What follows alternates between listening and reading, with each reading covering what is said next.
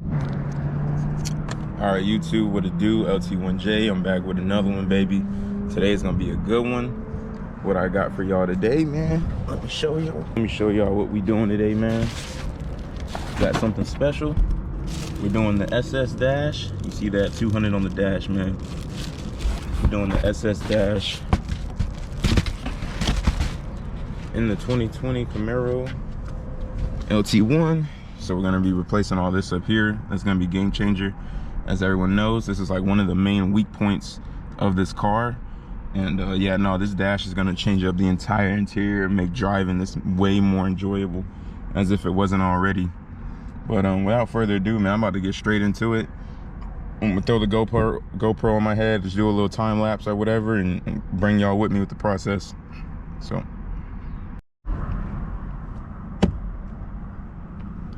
All right, so I'm gonna go over everything I'm gonna be using for this install today. So here we have put it in frame, we have some trim removal tools. This is gonna come in handy when trying to take apart this front dash.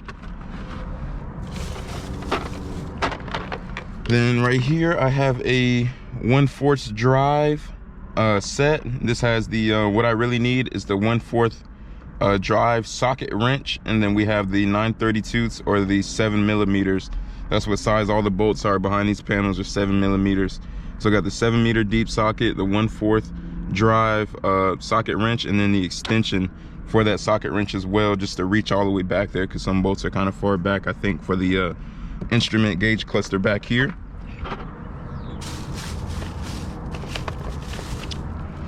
And then I got a pin magnet. This is going to come in super handy also when doing the bolts for the gauge cluster, because they're so far back. You want a pin magnet on it and make sure they don't fall.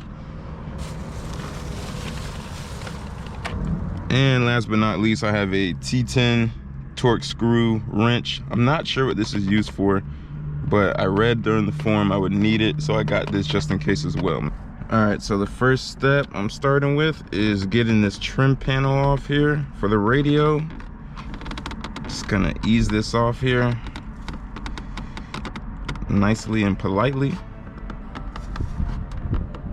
so I don't break this plastic piece or any of the tabs behind it.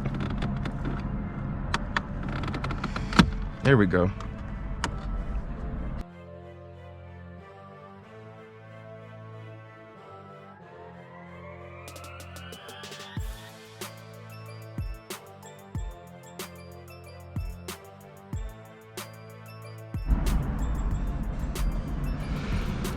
All right, next I'm going to get these 2 screws. We got 1 screw right in here, and then 1 also right here. So I'm gonna take my 7mm and just take these out real quick. All right, so I got these bottom 2 screws out here, and there's actually 1 more right under this tab right here, and 1 more on this side as well. So I'm gonna go ahead and take these out as well to get the screen out. All right, so I finally got the radio out. It was kind of a pain in remove these connector clips right here. So for these, what you have to do with this white tab is you have to put your fingernail in here and you have to pull this white tab up. The white tab has got to go up like how you see it here. This is the radio trim connector piece. So you see, can you focus? Are we focusing? This white tab here on there needs to be pushed up. You see how I can push it down and it'll go up as well. You have to push that up, and then once you push that up, then you can push this black tab right here, right in front of the white tab. You push the black tab in and then rip out. And it's the same one for this one too. You got to pull this white tab up and then push the black pin in right in front of it. Push it in and then pull out. It'll come out. This one's self-explanatory. You just squeeze them together, squeeze this little piece right here in front, and it should pop out. So now what I'm gonna go do is I'm gonna remove this 1 screw that holds in this leather piece right here. All right, now that we are on the other side here, I'm gonna go ahead with popping these clips out.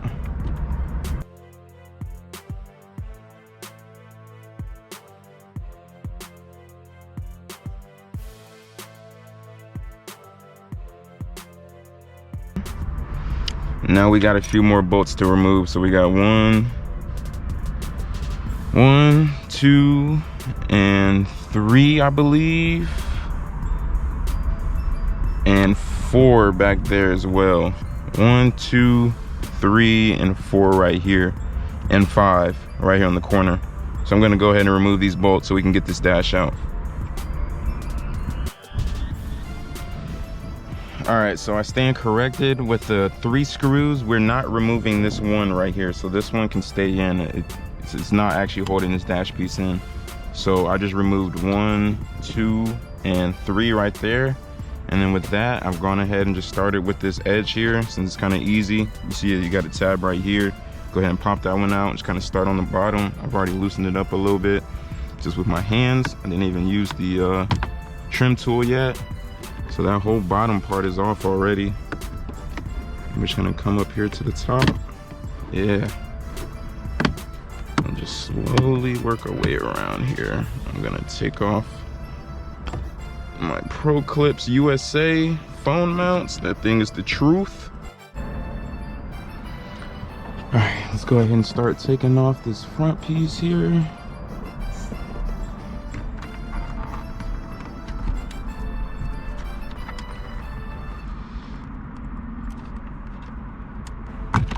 There we go.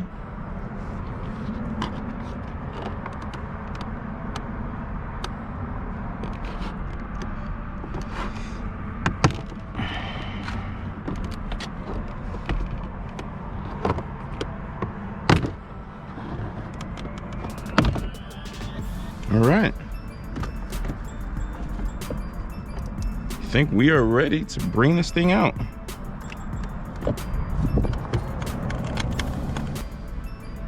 All right, so we got some more tabs back here on this steering wheel dust boot cover right here. So I'm gonna see if I can lift this up and kind of try and pop these out with my hands somehow. Without tearing, yeah, there we go. Without tearing the, yeah. It's kind of an awkward angle, but you just gotta reach your hand under there and pop out the clips at the bottom of this dust cover back here. Reach your hand in like so, and you can kind of feel the bottom of it. Yeah, there we go. All right, those are all popped out. Those are the main ones. Yeah, now it wants to come more. This is gonna reach up and over. Now I just gotta disconnect the tabs back here and we will be good. My nightmare is taking out sensors and clips, guys. Like, it's so freaking difficult sometimes to just take a freaking sensor out. Like, I know it sounds like an easy task, but some of them just really do be stuck in there, man. They don't be wanting to come out. I'm sure everyone that's worked on cars knows my pain. All right, YouTube, what it do, baby? We back. As you can see, we got 200 on the dash now. Let me close the door because the door chime's gonna get annoying. We are back, baby. I got the full thing put back together. I went ahead and put it back together, man. After we did those other bolts, everything else was pretty much self-explanatory. You just kind of pop the trim pieces off, and then you got 4 bolts for the instrument gauge cluster, which I should have showed this, but I forgot. I got out of hand. I got too excited. But you got 4 bolts holding the gauge cluster in altogether. The bottom 2 are really easy to get to. They're just gonna be right down here on each side, and then the top 2 is gonna be right under here, and they're pushed all the way back. This top right one especially is really hard to get to. It's pushed all the way back on this side and that side. What I did is I have a 1/4 drive socket, and what I actually did was, let me take this, I got 2 extensions. So I got this one extension, I don't know how long this is, but as you can see, I'll kind of put them together here. I got 2 extensions and I just put them together. So then we end up with something like this. Now we have something that's extremely long, and I was able to just fish it back there and take them out. And then as it got to the ending turn, I have this pin magnet here, and this actually stretches out as well. Very, very convenient. You will definitely need this to do this. And you can push it in and out to adjust the length. Stick it back there, grab the bolt, boom, take it out. And then you can lift the gauge cluster out. And then there's one wire on the gauge cluster. What you need to do with that plug is there's a tab on it that you lift up on. So it's a tab that swivels back and forth like this. So you want to take that tab and just push it up and move it to the other side, and the whole sensor just comes right out. So it's actually really easy. Do not overcomplicate it. Don't try to rip out the wire that comes in the gauge cluster. It's just a tab. You lift it up and it swivels up, and then the whole wire just pops right out with like no force. And then to get the top 2 bolts back in, since they're so far back and you don't want to drop them with that, I start them with the pin magnet. So I took the pin magnet, stuck the bolt on there, and then stuck it all the way in and got it in the hole and gave it like a good little turn, and then eased the magnet off. And then came in, once the bolt's in the hole, came in with my extra long socket and just retightened them in. And then the bottom 2 were self-explanatory. That's how I got the top 2 in. And then you just put everything back together in the reverse order you did it. It's all super simple. You really don't need me to show you all that, but what you do want to see is the magic behind this baby. So we got a 2020 Camaro Lt1, did not come with this dash, but we'll start this thing up, man. As y'all can see, I got 200 on the dash now. Everything's working just how it should. Let me turn my blinker off. This is sick. My trunk is open, cool. This is absolutely sick, guys. Let me go back to the home info. As you can see, I got my mileage. It transferred right over. Man, shout out to WhiteAutoMedia, bro. This shit, I mean, this is amazing. This is amazing. This is a game changer for this car. It switched up the whole interior. Man, I cannot be more happy with this, man. This is awesome. This is awesome. So I got the full electronic dash. As y'all can see, everything works just fine. People said that you would lose these bottom steering wheel buttons with this install, but mine worked just fine. And I played music. I'm not gonna play music for copyright. As y'all can see, I'm touching this bottom steering wheel. My volume's still going up. We're all good there. Got all the pages on here, man. Go to performance, G-force, all the other good stuff. Oil temp, pressure, trans temp, tire temp. Let me see, let me go to options here.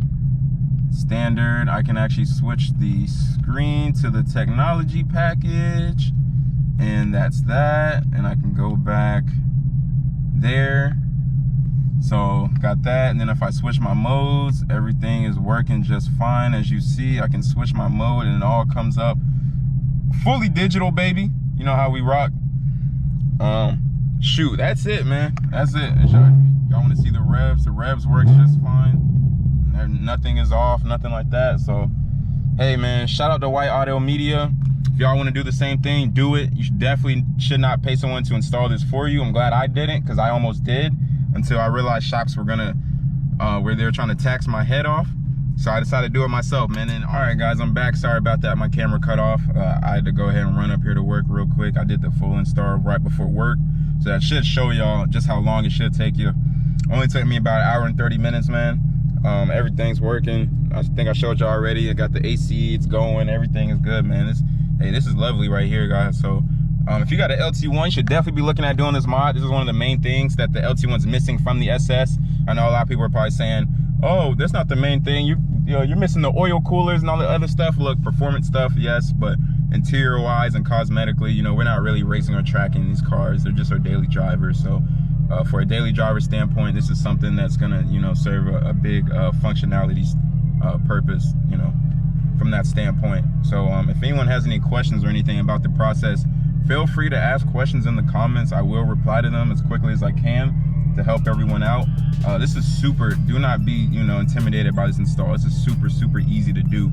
I'm so glad I did not pay someone to do it, man. So yeah, without further ado, baby, we got the new SS electronic dash on the LT1. It's working beautifully, and this thing looks sick. And yeah, man, I am glad.